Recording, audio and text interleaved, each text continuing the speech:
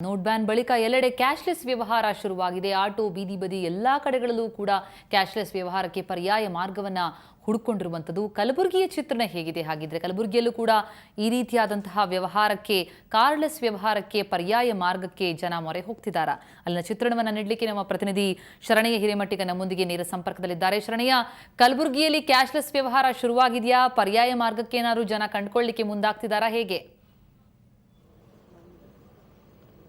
ಖಂಡಿತವಾಗಿಯೂ ಪ್ರತಿಮಾ, ಕೇಂದ್ರ ಸರ್ಕಾರ 500 ಮತ್ತು 1000 ರೂಪಾಯಿ ಮುಖಬೆಲೆಯ ನೋಟುಗಳ ಚಲಾವಣೆಯನ್ನು ರದ್ದುಪಡಿಸಿ 45 ದಿನಗಳೇ ಕಳೆದು ಹೋಯಿತು.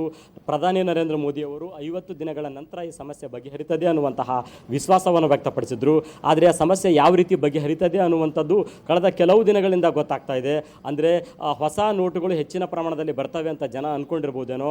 ಆದರೆ ಈಗ ಗೊತ್ತಾಗ್ತಿರುವಂತಹದ್ದು ಏನು ಅಂದರೆ, ಜನ ಪರ್ಯಾಯ ವ್ಯವಸ್ಥೆಯತ್ತ ಚಿಂತನೆಯನ್ನು, ಗಮನವನ್ನು ಹರಿಸ್ತಾ ಇದ್ದಾರೆ. ಇದಕ್ಕೆ ಕಲಬುರಗಿ ಕೂಡ ಅಲ್ಲ, ಸಣ್ಣ ಸಣ್ಣ ವ್ಯಾಪಾರಿಗಳು ಕಲಬುರಗಿನಲ್ಲಿ ಆನಂದ್ ಸೂರ್ಯವಂಶಿ ಅನ್ನುವಂತಹ ಒಬ್ಬ ಸಣ್ಣ ವ್ಯಾಪಾರಿ, ಪಾನಿಪುರಿ ಅಂಗಡಿ ರಸ್ತೆ ಬದಿನಲ್ಲಿ ಪಾನಿಪುರಿ ಮಾರುವಂತಹ ಒಬ್ಬ ವ್ಯಾಪಾರಿ ಚಿಲ್ಲರೆಗಾಗಿ ತೀವ್ರವಾದಂತಹ ಸಮಸ್ಯೆಯನ್ನು ಅನುಭವಿಸ್ತಾ ಇದ್ರು ಅವರು. ಯಾಕಂದರೆ ಎಲ್ಲರೂ ಪಾನಿಪುರಿ ತಿನ್ನಕ್ಕೆ ಬಂದಂಥವರು ಸಾವಿರಾರು ರೂಪಾಯಿ ವ್ಯವಹಾರ ಅಲ್ಲಿ ಮಾಡೋದಿಲ್ಲ, 10 ರೂಪಾಯಿ 20 ರೂಪಾಯಿ ವ್ಯವಹಾರ ಮಾಡಿರ್ತಾರೆ. ಪ್ರತಿಯೊಬ್ಬರು 2,000 ರೂಪಾಯಿ ನೋಟು ಹಿಡ್ಕೊಂಡು ಬಂದಾಗ ತೀವ್ರವಾದಂತಹ ಸಂಕಷ್ಟ ಸಮಸ್ಯೆ ಈ ಪಾನಿಪುರಿ ಅಂಗಡಿಯ ಮಾಲೀಕರು ಅನುಭವಿಸಿದರು. ಹಾಗಾಗಿ ಆನಂದ್ ಸೂರ್ಯವಂಶಿ ಅನ್ನುವಂತಹ ಫುಟ್ಪಾತ್ನಲ್ಲಿ ಪಾನಿಪುರಿ ಮಾಡುವಂತಹ ಅಂಗಡಿಯ ಮಾಲೀಕ ಪೇಟಿಎಂ ಅನ್ನುವಂತಹ ನೂತನ ಆ್ಯಪ್ ಏನಿದೆ, ಈ ಆ್ಯಪನ್ನು ಬಳಕೆ ಮಾಡಿಕೊಳ್ಳು ಅಂದರೆ ಡಿಜಿಟಲೀಕರಣದ ಮೂಲಕ ತಮ್ಮ ವ್ಯವಹಾರವನ್ನು ಮಾಡ್ತಾ ಇದ್ದಾರೆ. ಅದು ಈಗ ಒಂದೆರಡು ದಿನ ಅಲ್ಲ, ಸುಮಾರು 1 ತಿಂಗಳಿಂದ ಅವರು ವ್ಯವಹಾರ ಮಾಡ್ತಾ ಇದ್ದಾರೆ. ಈಗ ಆನಂದ್ ಸೂರ್ಯವಂಶಿಯವರೇ ನಮ್ಮ ಜೊತೆ ಇದ್ದಾರೆ. ಅವರ ವ್ಯವಹಾರ ಯಾವ ರೀತಿ ಆಗ್ತಾ ಇದೆ ಅನ್ನೋದ್ರ ಬಗ್ಗೆ ಅವರಿಂದನೇ ಕೇಳೋಣ. ಪ್ರತಿಮಾ, ಆನಂದ್ ಅವರೇ, ನೀವು ಒಬ್ಬ ಪಾನಿಪುರಿ ಅಂಗಡಿಯ ಓನರ್ ಆಗಿ, ಅಂದರೆ ಸಣ್ಣ ವ್ಯಾಪಾರಿ, ಅತಿ ಸಣ್ಣ ವ್ಯಾಪಾರಿಯಾಗಿ ಇಂತಹ ಒಂದು ತಂತ್ರಜ್ಞಾನವನ್ನು ಅಳವಡಿಸ್ಕೊಂಡಿದ್ದೀರಿ, ಚಿಲ್ಲರೆ ಸಮಸ್ಯೆಯಿಂದ ಮುಕ್ತರಾಗಿದ್ದೀರಿ. ಇದು ಸಕ್ಸಸ್ ಅನ್ನಿಸ್ತಾ ಇದೆಯಾ ತಮಗೆ ಬಂದಂತಹ ಗ್ರಾಹಕರು ಪೇಟಿಎಂ ಮೂಲಕ ವ್ಯವಹಾರ ಮಾಡ್ತಾ ಇದ್ದಾರೆ ಸರ್. ಪೇಟಿಎಮ್ನಲ್ಲೇ ಮಾಡ್ತಾ ಇದ್ದಾರೆ. ಅದಕ್ಕೆ ನಮಗೂ ಅನುಕೂಲ ಆಗಿದೆ. ಚಿಲ್ಲರೆ ಸಮಸ್ಯೆ ಹೋಗಿಬಿಟ್ಟಿದೆ ಸ್ವಲ್ಪ ಅಷ್ಟೊತ್ತಿಗೆ. ಮತ್ತು ಅದರಿಂದ ನಮಗೊಂದು ಸ್ಟ್ಯಾಂಡರ್ಡ್ ಇದು ಅನಿಸ್ತಾ ಇದೆ. ಅದರಿಂದ ಕಸ್ಟಮರ್ ನಂಬರ್ ಸ್ವಲ್ಪ ಮತ್ತೆ ಇನ್ಕ್ರೀಸ್ ಆಗಿದೆ ಸರ್. ಈಗ ಹೊರಗಿನ, ಈಗ ಬೆಂಗಳೂರಿನಿಂದ ಬರ್ತಾರೆ, ಅಲ್ಲಿಂದ ಬರ್ತಾರೆ, ಇಲ್ಲಿಂದ ಬರ್ತಾರೆ.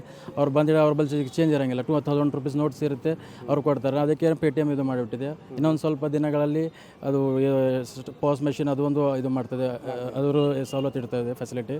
ಹಂಗಾಗಿ ಸರಿಯಾಗಿ ಅನಿಸ್ತಾ ಇದೆ ಸರ್. ಇದು ಪೇಟಿಎಮ್ಗಿಂತ ಮುಂಚೆ ನಿಮಗೆ ಯಾವ ರೀತಿ ಚಿಲ್ಲರೆ ಸಮಸ್ಯೆ ಕಾಡ್ತಿತ್ತು? ಆಯ್ತು ಸರ್, ಚಿಲ್ಲರೆ ಸಮಸ್ಯೆ ಆಗ್ತಿತ್ತು. ಬ್ಯಾಂಕ್ನಿಂದ ಅಲ್ಲಿ ಸಿಗ್ತದೆ, ಎಲ್ಲಿ ಸಿಗ್ತದೆ. ಸ್ವಲ್ಪ ಕಸ್ಟಮರ್ ದೊಡ್ಡ ನೋಟ್ ತರ್ತಾ ಇದ್ರು, 10-20 ರೂಪಾಯಿ ತಿಂತಾಯಿದ್ರು, 100-500 ಅವಾಗ ಕೊಡ್ತಾ ಇದ್ರು.